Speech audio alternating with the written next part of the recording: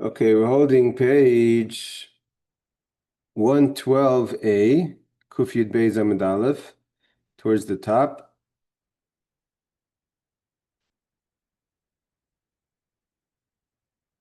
Hold on a second, what's this? Okay.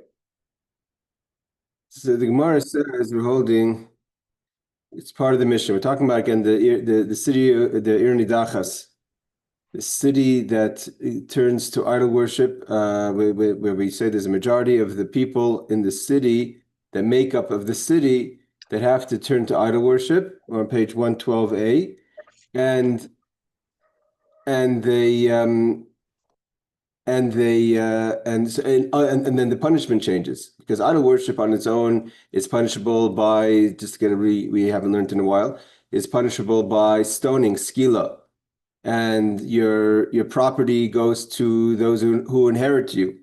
Whereas in Ir Hanidachas, the city of idol worship, is the punishment, the death penalty punishment. It's a communal that the whole city, majority of the city turns to idol worship. So the punishment is less severe. It's by the sword, sayif, which is much less severe than the stoning. We learned before in the beginning of Sanhedrin that stoning is considered the harshest of death penalties. Hey, Bruce and Danny and Barbara. And but so you get beheaded, but on page 112a, but your property gets burnt. Okay, so now we have to decide what makes up a majority of, hey Aaron, what makes up a majority of the city? Who can be counted to make up the majority of the city? There's a lot of people that are in the city.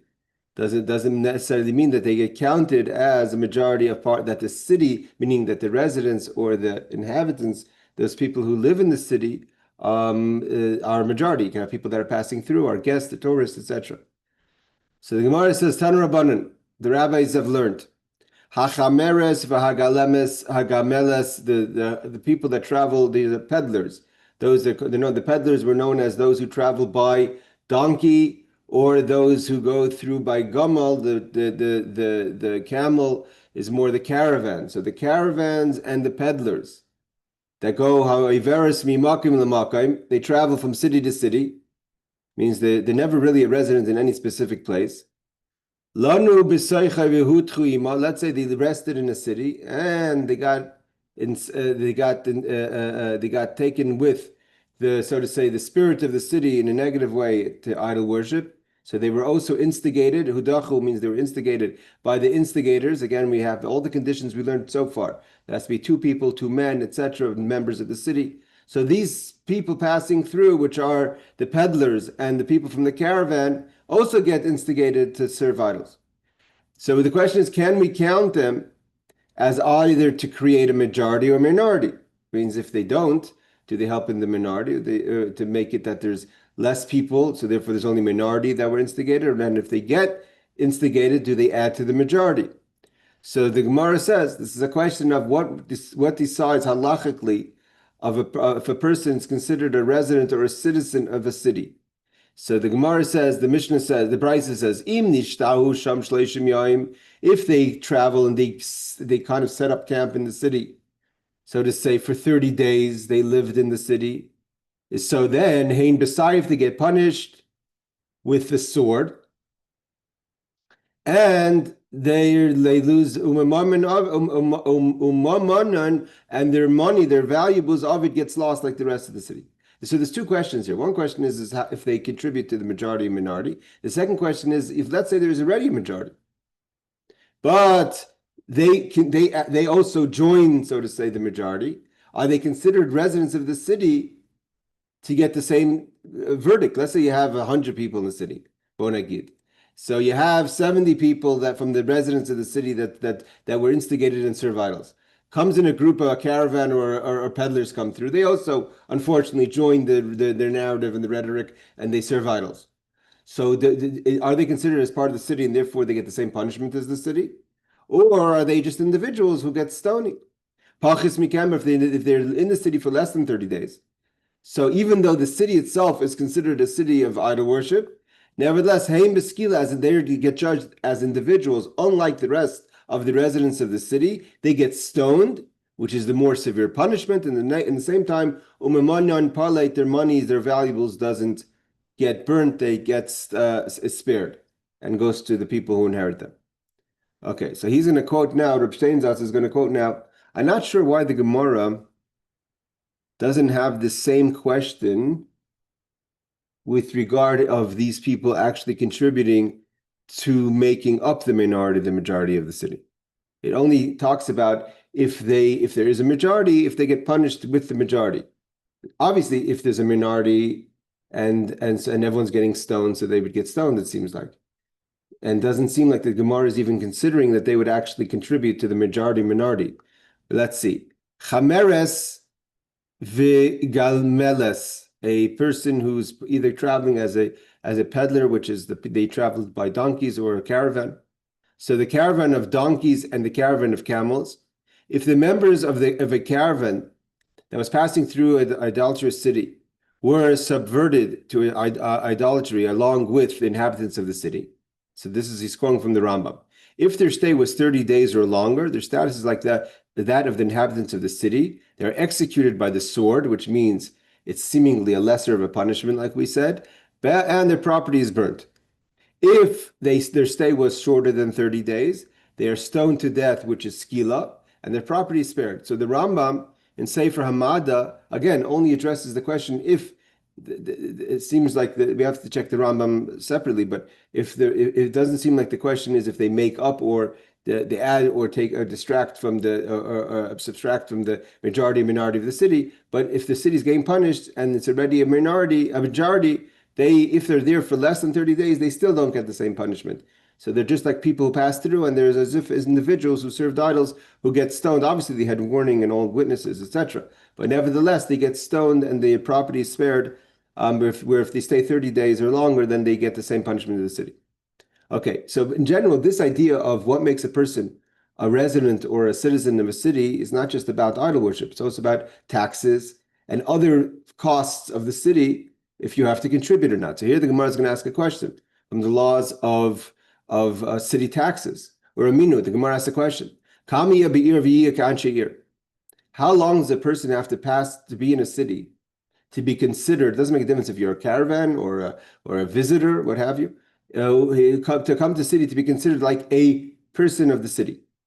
So the Gemara says 12 months. So why does it say over here that it's 30 days? That if they're 30 days there, then they get punished like the city, meaning to say they get the sword and the property gets burnt. Whereas when the Gemara asks about what's the definition of a person who's like Anshe Ir, the people of the city, is 12 months. So Rav explains, like Kasha, there's a difference if they are considered citizens of a city or residents of a city. 30 days makes you a resident, and therefore you have only certain responsibilities, and 12 months makes you a citizen. Again, there's Rashi. Let's see Rashi. This is a Mishnah in Baba Basra. Those who went to my father's Baba Basra class have learned this, that in the laws of Baba Basra, where we talk about the responsibility a person has as a resident or a citizen of a city. So the Gemara says, how long do you have to be in the city to be Anshe Ir? Lite mitzarcha Ir, to give to the taxes of the city. So the Rava says there's a difference to be kibnei masa, she a nikra kibnei ha'ir, to be like a citizen. A nikra b'pachas miyad beis chodesh. You're not considered as a citizen if you're there than less than 12 months. Avali karetz miyaishri, to be a resident of a city. Kivin sheshal lamid yom, if you're there 30 days. Nikra mi'anshe ir, you're considered a resident. V'karinim b'hu es yoishri irahu, and therefore you're considered as if the people of the city, and you get punished like the people of the city if you're there 30 days. And the people of the city are getting the sword, you get the sword, and your property gets burnt. Again, he quotes the Rambam in Sefer Kinyan. One is considered the citizen of a city and is obligated to give charity and pay taxes in the city after having stayed there for 12 months. So the Rambam says that when you become a full resident, a full citizen in a city, is to is if you're there 12 months.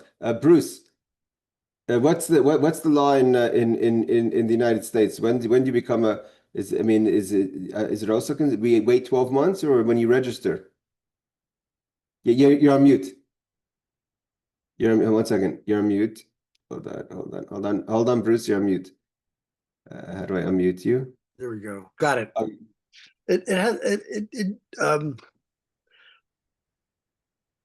When you buy a house, you pay taxes on it no matter how long you've lived there.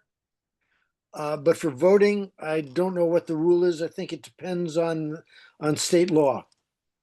Oh, so each state goes according to what their rule is. Correct. It's not a federal law. Not a federal law. Okay, thank you. So here he's saying that for the taxes and tzedakahs, the charities, you have to be 12 months. So Rav answers the status of one who had stayed in the city for 12 months is that of a citizen of a city. And the status of one who stayed in the city for 30 days is more is like that of an inhabitant or resident of a city. There is a halachic difference between an inhabitant and a citizen with regard to both taxes and the case where one vowed that deriving benefit from a citizen or an inhabitant is forbidden. Meaning to say, if you say, I don't want to, we're going to learn now the next law. If a person says that, let's just first learn it and then we'll apply what the Rambam was saying. Vatanya, this is not a question, even though the word usually vahatanya means a question, but like Rashi says, b'nichusa, it's just bringing proof to what we said. That hamoider hanami b'nei ir, if someone says, I vow not to have any pleasure from people who are citizens or residents of a city. So how long does a person who lives in a city have to be part of the city, meaning that you vowed that you wouldn't take any pleasure? So im yesh adam means you can't eat in their house, you can't ask them to do you a favor, etc. Is im yesh adam shenishta hasham shnei masachodesh, if a person lives there for 12 months, asher lehenisman, you can't have any pleasure from that person. That person, you can't take any joy from that person because you said that I don't want to have any joy from a person who lives in that city, and the person lived there for 12 months. If a person is residing in the city less than 12 months, you could take pleasure from that person because he or she has not become yet a proper citizen of the city. If he says, I'm making a vow not to take pleasure from the residents of the city. So there's a difference in yoishve and b'nei. B'nei means you're actually a citizen. Yoishve means you're a resident. If the person is there for 30 days, then again, you can't take pleasure from the person because you took a vow from the residents of the city. And a residence is 30 days. Less than 30 days. If a person is just passing through, then spend the night in Manhattan doesn't mean that you're not going to take. You don't have to take pleasure from them. It's more to lehenismeni than you can take pleasure. So this is what the Rambam is referring to. That we said it before, that there's a difference between a resident and a citizen. And when it comes to the city of idol worship, so in order to get the punishment of the city, meaning to be part of the majority that gets the sword and loses its property, it's only 30 days. It's a resident of a city. And it's not required to be a citizen of the city, meaning to be there for full 12 months. Again, it doesn't say here, and I don't see in the commentaries on the side here and that I have, why we're not discussing the question of actually helping to make or to make it the majority. Okay. But Tanya Rashi says b'nichusa. It's not a question. It's just we bring the brisa as a support. It's why it has to put it in that way is another question. Maybe it's okay. Let's go further. A person who takes a vow that I will not take pleasure from residents or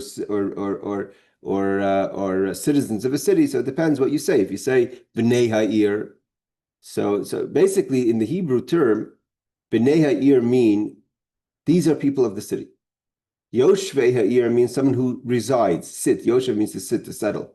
Like Vayeshev Yaakov be'eretz meguri aviv, right? Yaakov moved, he didn't become a citizen of Shechem, but Vayeshev Yaakov be'eretz meguri aviv. So there's a yeshiva, and then there's to be a citizen of the city. It's not the same thing. It applies to the laws of vows and it applies to the laws of taxes. All right, that finishes that question. The Gemara continues. You have to destroy everything of the city after you kill again, so let's just hey Shuki, let's just recap of this story because again we haven't learned in a while. So the idea is like this: the city of idol worship has to be when a person serves idols as an individual, then the punishment with warning and witnesses is stoning, and your property goes to those who inherit you. If it becomes a city of idol worship, and with all the conditions that we said before, instigated by members of the city, etc., all the conditions we said, then the punishment is lesser. I mean, it's the punishment of the sword, but the city, everything in the city gets destroyed. Meaning Aaron, if you want to ask something, ask it on the chat. It's hard for me to read the WhatsApp when you could ask it on the chat of the Zoom. It's hard for me to read it through the WhatsApp. So if you are a resident, if it's the sword, so if it's a majority, then you get punished by the sword, which is beheading, and but your property gets burnt. They destroy everything. Now, what happens if you're not part of the majority? Aaron, you wanted to ask something? No, I wanted to answer your question, but give me 1 second. Okay, it says this. I looked up your question. To become a resident in the U.S., the time frame depends on the definition of residence. For tax purposes, the substantial present test requires being in the U.S. at least 31 days in the current year and 183 days over a 3-year period for naturalization. But then I won't read everything. But then it says tax residence for non-citizens. You were physically present for at least 31 days in the current year, and you will be physically present for a total of 183 days during the current year and 2 preceding years, calculated as all days in the current year plus 1/3 of a day in previous years, plus 1/6 of a day in the year before that. So, Okay, so we see similar kind of breakdowns of the but 31. if you want to become a citizen of the United States, it's 3 to 5 years to actually get a citizenship. Mhm. Thank you, Aaron. Okay. So the punishment. So again, the punishment is that. But what about if you're a righteous person? Meaning, when we say tzaddik over here, we don't mean a holy person. We mean you're not part of the group. You didn't serve idols. You live in a city. There's 100 people. 65 served. 35 didn't. So you don't get killed. You didn't serve idols. But your property that's in the city gets burnt as well. So we say the hachrim. You have to destroy Oisa, the city. V'skol asher ba, anything in the city. So now the rabbis learned. What does that mean? Hachrim oisev eskol asher. What does it mean to destroy everything in the city? Prat lenichnese sadikim shebechutzela. If a person is righteous, meaning to say that the person did not serve idols and has property outside the city, not in the city, outside the city, so that the righteous person's property outside the city doesn't get spared, doesn't get destroyed. That's what it means, oisa, only it. Veskol asher ba, that's in the city. Veskol asher ba, the rabbis also nichn tzadikim shebetoichai. So we have Oisa is coming to teach us that only the property of the righteous outside the city gets spared, but the property of the righteous inside the city is destroyed. So a righteous person who has any property in the city that gets destroyed along with the city. Shalala means the spoils. V'lo shlal shamayim means anything that belongs to heaven, meaning to say that belongs to Hegdish, belongs to the sanctuary or to the temple, doesn't get destroyed. We'll learn what happens to it. V'eskol shlala l'rabis nichnasei rishayim shebechutzila. And the word eskol shlala, all the spoils, adds that the wicked, those who are wicked, meaning those who served idols, who get killed, their property outside the city also gets destroyed. So we basically have 4 categories. We have the spoils of the righteous, meaning the people who haven't served idols. Their property in the city gets destroyed. Their property outside the city is spared. We have things that belong to Hegdish, to Shemayim, meaning to heaven, to God, which we'll see what defines as that. What's defined as that? That doesn't get destroyed because it doesn't belong to the individual. What about the property of the wicked? Their property gets destroyed along both in and outside the city. Okay, that's what the Brises teaches us. Let's see Rashi. Rashi says, Hachrim oisa prat lenichlin say sadikim shebechutzela. It comes to say oisa means to say that it excludes the righteous people. Again, righteous here means someone who did not serve idols outside of the city. Their property that's outside of the city does get spared. If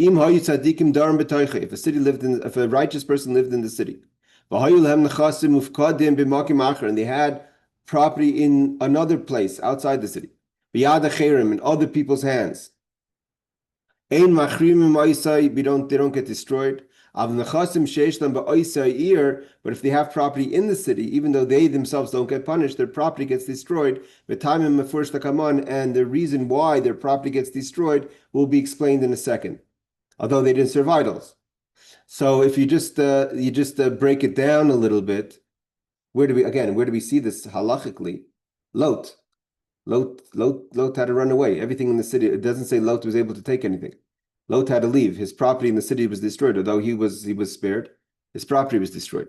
We'll learn about that next. I think it's next week or 2 weeks. So if you look at Rashi, just to be medayik, 2 things. It says mufkadim. The word mufkadim means deposited. It's deposited somewhere else. I don't know why does it say deposited. It could say being somewhere else.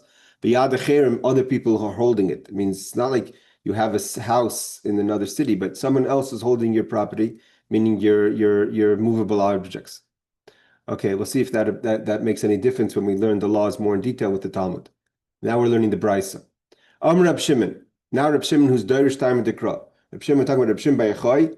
He wants to help us understand why. Why does the pasuk say? From the fact that the Torah says, Eskol HaShabbat, we learned that the righteous property in the city gets destroyed. Reb Shimon says, why? What did the righteous person do? He or she didn't serve idols. Mi garam lahem shiyadur b'toiche. Why did they stay in the city? Why didn't they leave? When they see a city so corrupt, why didn't they pack their bags and leave, right? People asking the question today, with all the municipality elections that are going on, if you don't like it, leave. Why are you staying there? Why? Because mimainam. They want to keep their property. They want to keep their money. It's financially worth it for them to stay there, even though they don't agree with the politics or behavior of the city. The fikach mimainam avitz, God says, the Torah says, your money kept you in a city of Rishayim, of wicked people. You weren't ready to have principles and move. So the money kept you there, your money will be destroyed. Amar Mar, we learned before. It's called shlala tikbites. What does it mean that you have to gather all the spoils? The rabbis nichnasei rishayim shebechutzla comes to add, but the wicked people's property, even outside the city, gets brought into the city. Amar Reb Chizda uvanik batzim l'saychai. Reb Chizda says, and this is the halacha only with regard to property that can be gathered in the city. Means if a person has real estate outside the city, that doesn't get destroyed. It's only movable objects. That's called metaltalin. So if they have metaltalin, maybe that's why Rashi says that biyad acherim. Someone has to be holding on to it. But maybe if it's movable objects, not biyad acherim, maybe possibly the law would be differently. Okay, Omer Rab Shimon says, this is Rashi. Rashi teaches us that Reb Shimon always tries to help us understand. I mean, in theory, we don't have to ask any questions. The Torah says that the righteous people's property gets destroyed in the city, and outside the city gets spared. So Reb Shimon says, why? That if it's called shala means to say all the spoils to include that even property of the wicked. So we have 2 types of people here. We have the person who lives in the city, the person who's righteous. Why is it? So it's the money that's in the city that kept him there. If you have no business in the city, so why did you stay there, Taka? It means if you have no reason to stay there just because you like to go hiking there, I mean, really, the only reason you stay there is financial reasons. So the financial reasons are in the city, so the financial reasons that kept you in the city gets destroyed. Where property outside the city has nothing to do with it. Whereas the wicked people, it's not a punishment about the property. The property didn't cause them to sin. They're wicked, they sin. So therefore, anything that belongs to them gets destroyed. So Rabbis gives a condition. Hold on, Aaron. Hold on to that thought. Just finish the Rashi here. Rav Chizda said, that nichse rishayim, that the wicked people's property, hakroivim li'ir, that is close to the city. That you're able to bring them to the city. So Rashi learns that what does it mean that you're able to bring in the city? Not so much like I said before, that's only movable objects. But even movable objects, they have to be movable objects that could come into the city that same day. If someone owns something, a property, of material, that would take a week or 2 days even to get to the city, then that doesn't get destroyed. And assuming that goes to the Yorshim, to the people who inherit. Only property that's so close that within 24 hours or day could come into the city. Sorry, those property get brought in and destroyed and burnt in the city. If you have property, that can't be brought into the city within a day, they don't get lost. And there's another condition. The property once had to be in the city. If you buy something that's let's say today, what would be today if you buy an Amazon purchase that you paid money for it to be delivered that same day, and it's coming from outside the city, but it's your property. You own, it means you paid for it, although the person who owns it, who's selling it to you, has responsibility to deliver it to you. But maybe does that property get burnt? So it says no. Even if it comes that same day, if it hasn't arrived yet, then it had to have one spin in the city. It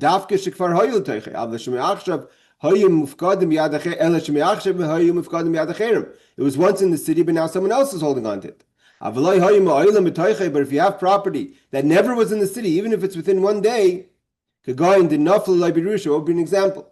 In those days, they didn't have Amazon. Let's say the day that right next door your city, you inherit something from someone that you inherit, but you never brought the property into the city.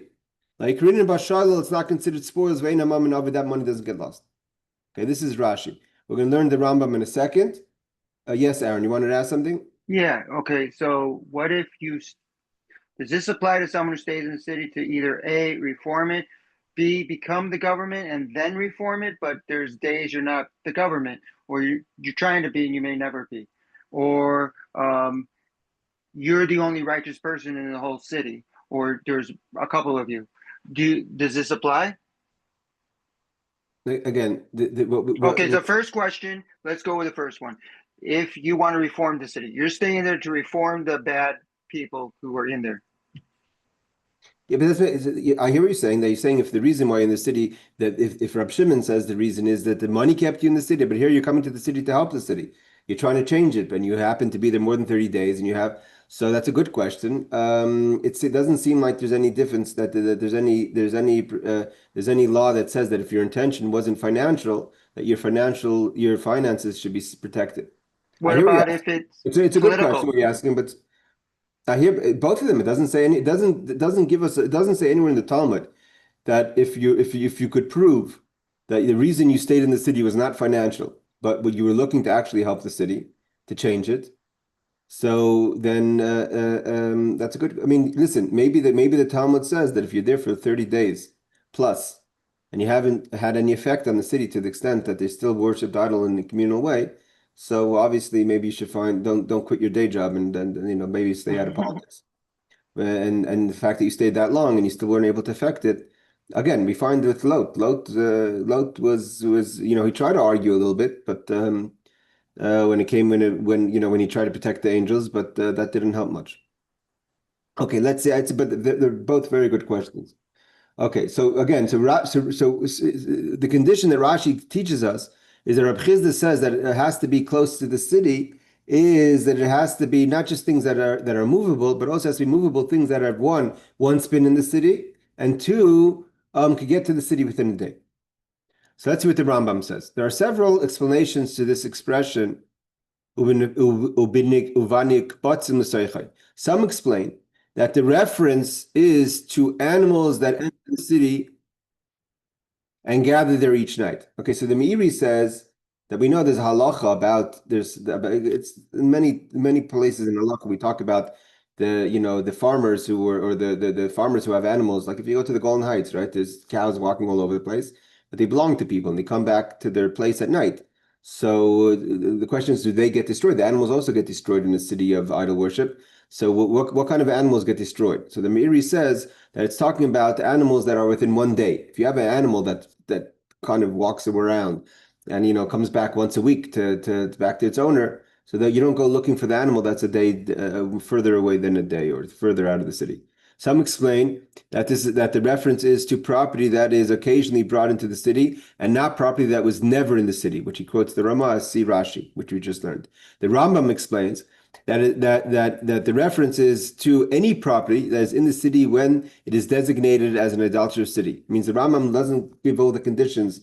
Rambam understood the way I understood initially. It's not about if it was in or wasn't in, or if it's a day or not a day. If it's in the city, it gets burnt. If it's not in the city, it doesn't. Anything that was there when it was designated gets burnt. Even if it leaves afterwards, if you try to send your property out, doesn't help. They gather it back and they bring it back in. The property of the wicked in an adulterous city that was deposited in another city, if it is gathered with the rest of if it is gathered with the rest of the city's property, it is burnt with it, and if not, it is given to the inhabitants' heirs in accordance with the opinion of Rab Chizda. Okay, this is the Rambam in the laws of Mada. So he says over there, I'm not sure what he means over that. Deposit another if it is gathered with the rest of the city's property. It doesn't. What does it mean if it's gathered? You have to decide if you're going to gather it or not. I'm not sure if he's referring to what he says on top. Then is that when it was designated. The word if over here seems to be a little questionable. Okay, let's continue. Amr Rav Chizda. What about another case? Pikdoinois shel anshe Ir Hanidachas mutarim. That Rav Chizda says the deposits of the inhabitants of an adulterous city are permitted, means they're not destroyed. So what we just said, that in certain cases it gets brought back in. Heichidami. What are we talking about over here? I lema di Ir Acheres v'isnu begava. So if we're talking about that Rav Chizda is referring to property belonging to the inhabitants of another city, that the property itself is someone else's property, and it's just deposited within the adulterous city, means someone else owns something and lent it to someone else in the city that's of idol worship. So pshita dimutarim, for sure it doesn't. It means why should it get burnt?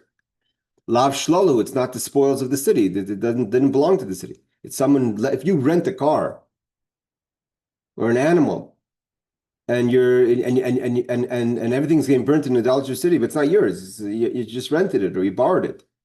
We're talking about your property.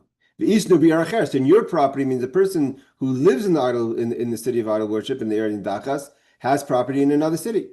We just said before that. Who said before? It was Rav Chizda himself said that if you, let's say according to Rashi, if it's within 1 day. So then why should it? We just said it doesn't get spared. So, and if it can be gathered in, we already said before that if it can be gathered in, it's not included. So what is Reb Chizda adding in this statement? What he said before. Let's just see the Rashi. If it belongs to the person of the city of the Ir Hanidachas, of the city of idol worship, and is deposited in another city. If it's further than 30 days, further than a day away, let's just take Rashi's opinion. So then we already described the definition of when does a property get brought back in the city or not. Why are we repeating ourselves? Again, he quotes the Rambam, property belonging to inhabitants of another city. He quotes the question. Let's say another city, someone who owns property and lends it or rents it to someone else, and that person lives in a city of Ir Hanidachas that was deposited within the wicked, with the wicked in an adulterous city, even if the wicked assumed financial responsibility for the property is not burnt in the city. So here the Rambam adds the Chiddush. The Chiddush is that what he says in the Gemara afterwards, that even though the person took responsibility, so you would think that let him burn it, because it really belongs, so to say, almost the responsibility makes a kind of ownership, and therefore it gets burnt. And however he pays it back is something else, because all his property gets burnt. Maybe he has other properties that's not close enough that he could use to pay it up, or there becomes now a responsibility of the children to pay the debt of the father.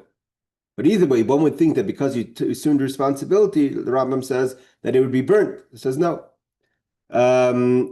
Just another thing in the Rambam, if you want to just be medayik, he says If we're assuming Rabbi Steinsaltz is translating the word for word of the Rambam, he says that was deposited with the wicked in an adulterous city.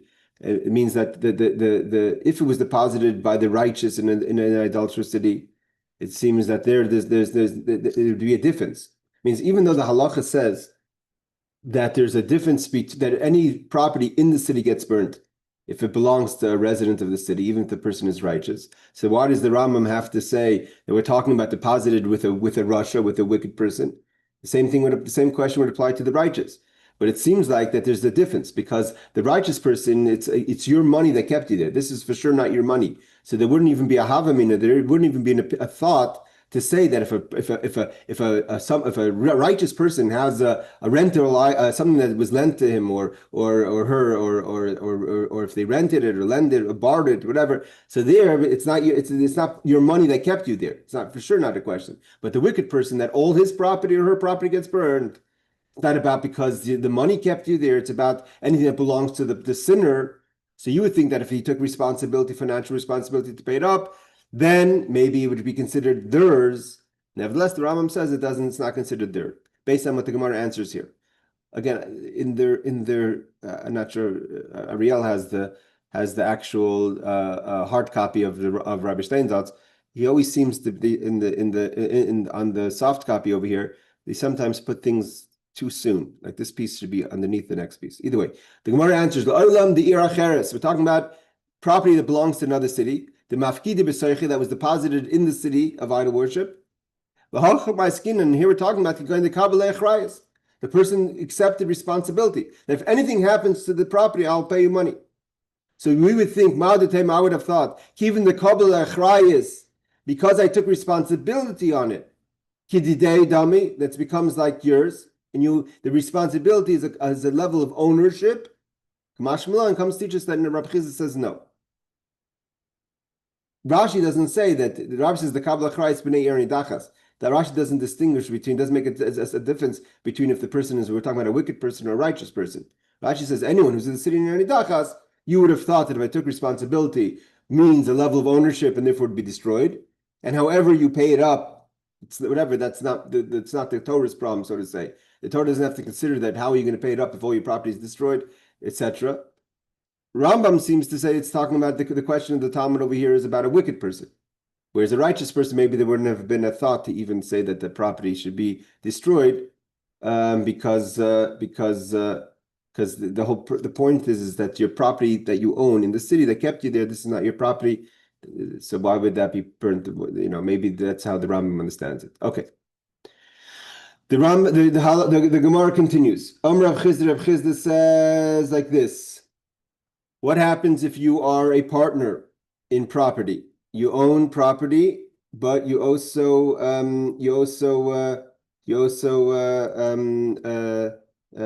a partner in that, and the partner doesn't live in the city, right? So he says like this. Let me get back to the place over here. An animal that, let's say, belongs half to a member of the city of the idol worship and half to someone else who doesn't live in the city. So we say asura, the animal is still forbidden. We'll see what the Gemara is coming to teach us. Isa, what happens if you have a doe? Doe is that belongs. You have a partnership in doe. Half of the doe belongs to the person that lives in the city of idol worship, and the other half belongs to someone who doesn't live in the city. Then the doe is permitted. Why? Behema command the poligdam. Behema command the light poligadami. We'll see what that means in a second. The animal is not considered as divided. It's one animal, and part of that animal, and part of 50% of all of the animal is forbidden. And so therefore the whole animal becomes forbidden. Isa command the pligadami. We'll see how there's two ways of learning this in a second. The dough is as if it's divided. So if you have, let's say, 5 pounds of dough. So we say that 2.5 pounds belongs to the city of idol worship, and that gets burnt, and the other 2.5 doesn't. So you could take the partner could take his or her part and say it's nothing to do. I could divide it because it's not a live thing. The dough, every part of dough is really separate. It just happens to be one big dough. We're going to see this is a question of Bereira or not. But Rashi, let's see how Rashi learns it.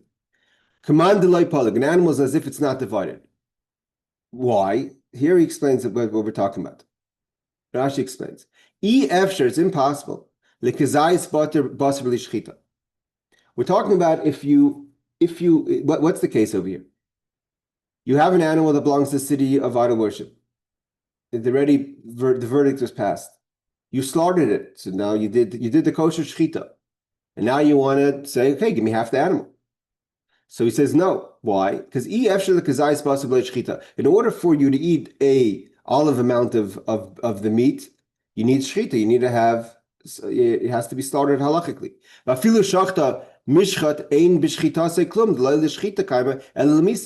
you can't slaughter it. Why? Because the animal has to be destroyed. When you slaughtered it, it's as if you killed it. It doesn't have the kosher effect, so to say, of slaughtering, because the animal has to be put to death. You just chose to put it to death by slaughtering it. But the Torah doesn't consider, even though technically you did all the motions and the halachic, it fits the law, so to say, the bill of shechita, but you just, as far as the Torah is concerned, you didn't slaughter it. Meaning to say, we have to understand something. This what Rashi's learning is going into the question like this. What's the difference between an animal that is slaughtered halachically and an animal that's, let's say, not slaughtered halachically? You kill an animal, right? If you go to the supermarket and you have kosher meat and non-kosher meat. Non-kosher meat is considered a nevela. Halachically, if you touch non-kosher meat, you can become tummy. The kosher meat is tahor, it's pure. Doesn't make you tummy. It's permissible to eat. What's the difference between kosher and non-kosher meat? The shechita elevates. The word shechita also words like chassid, like limshach. It elevates the food to be permissible. That only, so even though, and how do you do it? The Torah says you have to slaughter it a certain way, and has all the laws of kosher.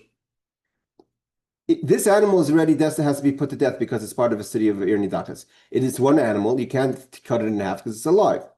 So now this animal has to be put to death. So the fact that you slaughtered it doesn't make the meat kosher now, because the ability to elevate this food to be edible and not to be considered a nevela, a dead piece of meat, is only if it's permissible animal. But this animal is not permissible. So therefore, as far as the Torah is concerned, is as if you shot the animal, and therefore never became kosher, and therefore the partner can't eat from the meat. It's destined to be killed. The fact that you slaughtered it just the way you killed it, never became permissible. Meaning to say that meat has to become permissible. Slaughtering it makes the meat permissible, and that's the only way the meat's edible. But if you shoot it or you kill it in another way, non-shchita, not slaughtering, it stays in a veil, it stays a dead animal. Because it had a verdict of being killed, you chose to kill it by slaughtering, but it never gets the heter, the permissible of eating the meat, which is very much connected to this week's parsha, right? We learned this week's parsha, Noach is told that you're allowed to eat from meat.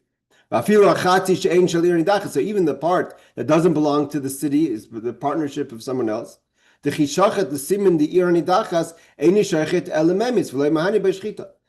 the animal is only one animal, so when you slaughtered the animal, there was no way to slaughter the animal to make it kosher. There's no half animal over here that you can make kosher, and therefore the whole animal is usher, is not permissible to eat. It doesn't go into over here. What about the other benefits from the animal?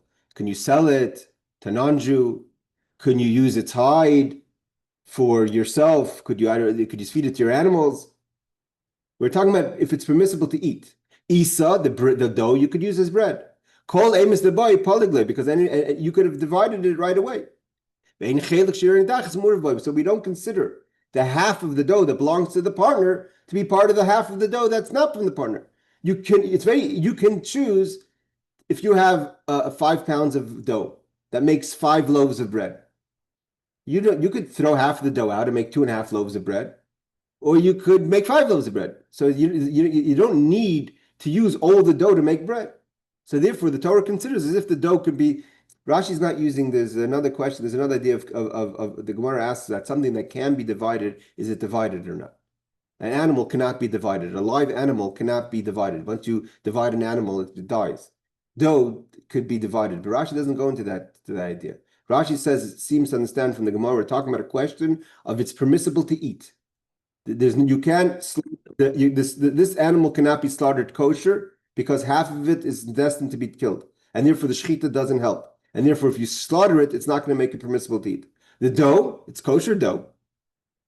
And we consider as if 2.5 pounds doesn't belong to you, it belongs to someone else, and he can turn it into bread, or she. Let's see the Rambam, and then we'll go to the other opinions. Okay. The Rambam says a living animal is a single entity and cannot be divided into two. Therefore, if any part of the animal is forbidden, the prohibition applies to the entire animal. That is not the case with regard to dough, as if the portion belonging to the idolatrous city must be destroyed. The remainder of the dough is unaffected. So says the Ramah.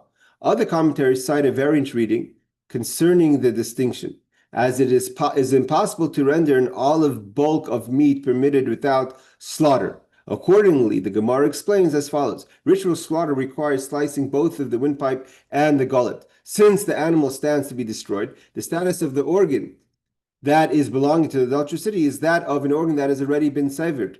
Therefore, the ritual slaughter cannot render the animal permitted. This is not the case with regard to dough, which he quotes. He doesn't say Rashi, but this is what we just learned in Rashi, Rabbeinu David and the Ran. Not sure why he doesn't quote Rashi, but he just learned that in Rashi.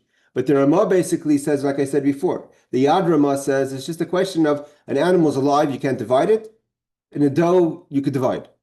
So therefore, an animal that belongs to a partnership is not permitted, and the Yad and the dough is. Whereas the second opinion is what he quotes from Rashi, or he calls it the Ran, is that the shechita doesn't help. The difference would be, seemingly, if, according to the Ramah, it seems like you can't have any benefit from the animal. Seemingly. Not even after it dies, you can't use its skin, you can't sell it to a non-Jew as non-kosher meat, you can't feed it to your animals. According to Rashi, it seems like you would be able to. It's just a question of shechita, if it's been kosher meat. But otherwise, you're 50%, why should it be burnt? And dough, everyone agrees, obviously, that it's not, you can divide it. Animal dough. An animal owned partially by an inhabitant of an adulterous city is forbidden, as the animal cannot be divided while alive. Dough owned partially by an inhabitant of the adulterous city, only that part is burnt, while the part owned by the other is permitted, as it can be divided. So this is the Rambam holds clearly like the Yad Ramah. Again, I have no basis to say what I'm saying, but seemingly the Rashi goes into complicated explanations, but he could have just said the simple explanation. The Yad Ramah's explanation means, what the Yad Ramah is saying is the question of Yesh Breira, Ein Breira. How do we look at something at the time of judgment? The animal is a single animal. The animal alive, as it is alive, cannot be divided. Because once it's divided, it's no longer alive. So therefore, the whole animal gets judged, because you can't separate any part of the animal. So therefore, seemingly, the entire animal gets burnt, and everything about the animal gets burnt. There's no benefit to the partner. Where dough could be divided, even though it's not divided right now, but it's very simple to divide dough, and it doesn't change the status of the dough. It just becomes less dough. I mean, if you have 5 pounds, it becomes 2.5 pounds, but still can make a loaf of bread, right? So, but according to Rashi says the question is not about the permissible of the value of the animal. The question is only a question of the shechita. If you slaughter an animal that's destined to be destroyed, because half of it has to be destroyed already, and the verdict has already been passed, the shechita doesn't help, and therefore it's not considered kosher meat for consumption. Okay. So again, let's try to see if there's anything here in the commentaries. Hold on a second. Now, yeah, so he brings that over here, that's how Rashi learns it. He says the Rashash, which seems to be what the Yad Ramah says, it's a question of breira or not. Again, the difference would be if the animal's value after it's killed is permissible to be used by the partner or not. I'm assuming that could be the question. Maybe I'm just talking out of line, but from Rashi, it seems like there's no reason why the partner can't take financial benefit, although he can't sell it or use it or eat it as kosher meat, but he could sell it to a non-Jew or sell it to give it to his animals, etc. Reb Chiz asks a question. So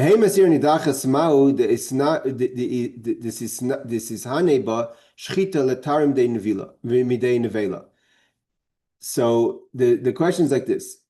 If a person slaughters a animal, like I said before, the animal becomes kosher meat. If you walk into a supermarket today, we're not so careful with the laws of purity and impurity. But if you walk into a supermarket, UFC, and you pick up a piece of non-kosher meat, you become tamei.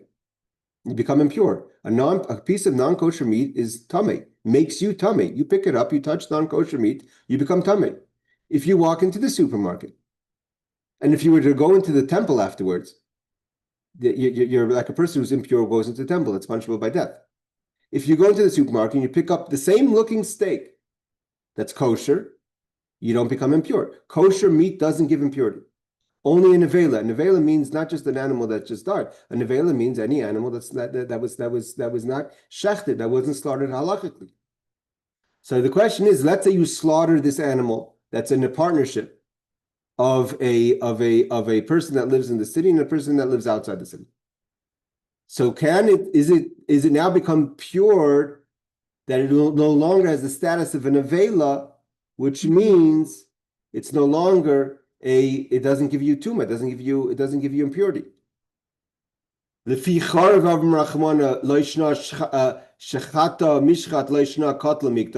Torah says you have to destroy the animal by a sword. Doesn't make a difference if you slaughter it by slaughtering it or if you behead it from the back. Because it has to be destroyed, it's destroyed. Or we say maybe the shechita helps to not make it an avela, but it still has to be destroyed. You can't keep it, but at least you don't become tamei. The Gemara says teiku. The fact that the Gemara says teiku means we don't know the answer. It means to say that Rashi says about eating, but from the way Rashi words it, we learned before, it's mashma, it's not a question of just eating. A mashma, it stays tummy as well. It's an avela. Rashi says, Rashi says. So it looks like Rashi understands the verdict of teiku means to say that the shechita does not help and it stays in avela. Because Rashi says that the shechita meant nothing, which means it's as if you shot the animal or you killed it with the sword in another way, and the animal remains in avela. Let's see if Rashi helps us here. And we'll stop here. Doesn't make a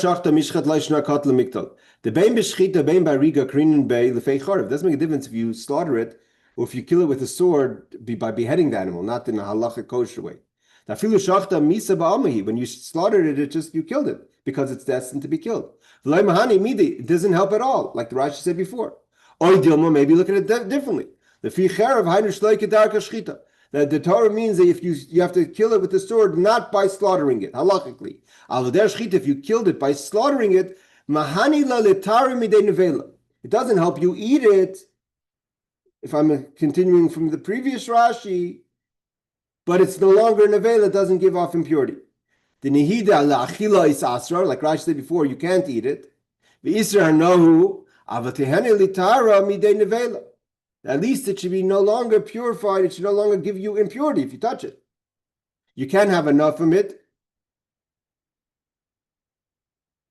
Rashi adds over here also isra hana. Midei nevela nehida la'achila is asra v'isra hanahu avatehene litara midei nevela. It seems that maybe Isser Nahu, the Isser is also maybe according to Rashi also agrees that the partner can't even sell it, even though Rashi seems to be learning a little differently. But okay, either way, the Gemara doesn't give a conclusion to this question. It means if it remains in a veil or not. All right, let's just finish off this Rambam.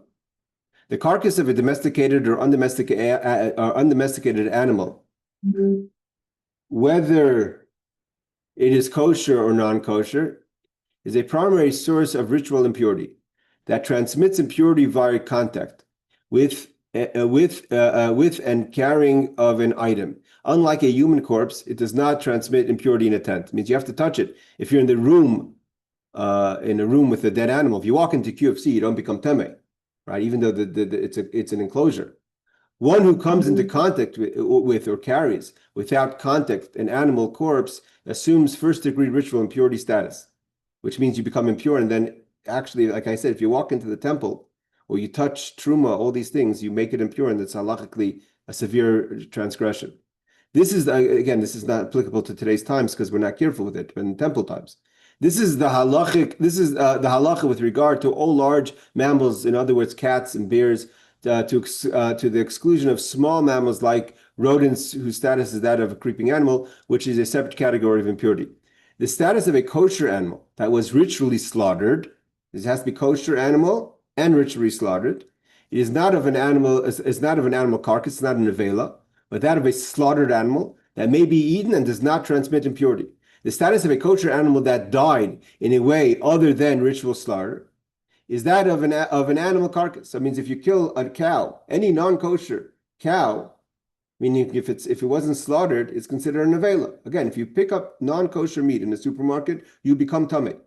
It may not be eaten and imparts ritual impurity. Non-kosher animals may not be eaten regardless of how they died, and they impart impurity even if they were ritually slaughtered. A kosher animal with a wound, what about a treifa? What happens if the shochat slaughters an animal and investigates, checks the animal's lungs, all the things that make an animal kosher, and says that, not, even if you slaughter the animal, you can't just eat it. You have to make sure it's not treif. Treif doesn't mean non-kosher. Treif means that it has the condition that the Torah says it would live for 12 months, right? So let's say it has a wound or a condition that will cause it to die, which means it's a treifa. Within 12 months, it is a treifa. It may not be eaten. So the meat can't be eaten. If it was slaughtered, it does not impart impurity. So this is the difference. So there's three categories. Any non-kosher animal or a kosher animal that was not slaughtered is an avela, is a carcass, and it gives impurity. An animal that's kosher and slaughtered, so then it's tahor, it becomes pure and doesn't give off impurity. What about a kosher animal that was slaughtered halachically, but found to be non-kosher, meaning treif, because there's other things that make an animal non-edible, like if the animal was sick or has a wound. It's called a treifa. That's halachically called a treifa. So it's not allowed to be eaten, but if it was slaughtered halachically, it's not considered an avela. It doesn't give off impurity.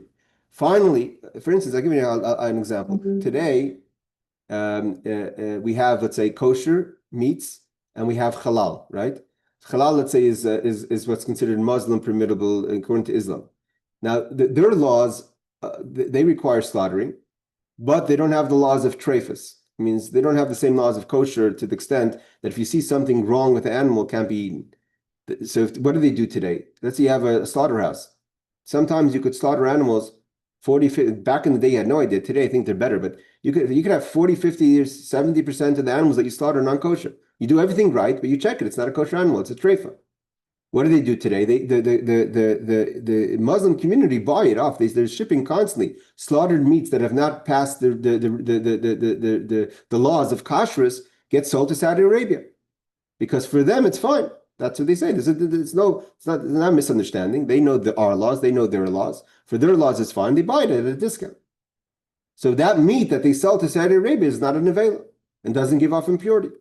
Finally, although an animal neither becomes impure or transmits impurity while alive, the status of limbs savored from a living animal is that of an animal carcass, and they do transmit ritual impurity. Again, these are all brought down a little bit, indicated in the laws of this week's parsha, when we learn about the permissible, we learn about Eva Minachai and the laws of eating meat. Although they're talking to Gentiles, the 7 Noahide laws doesn't talk about shechita, but we start to get an idea about what foods are permissible or not.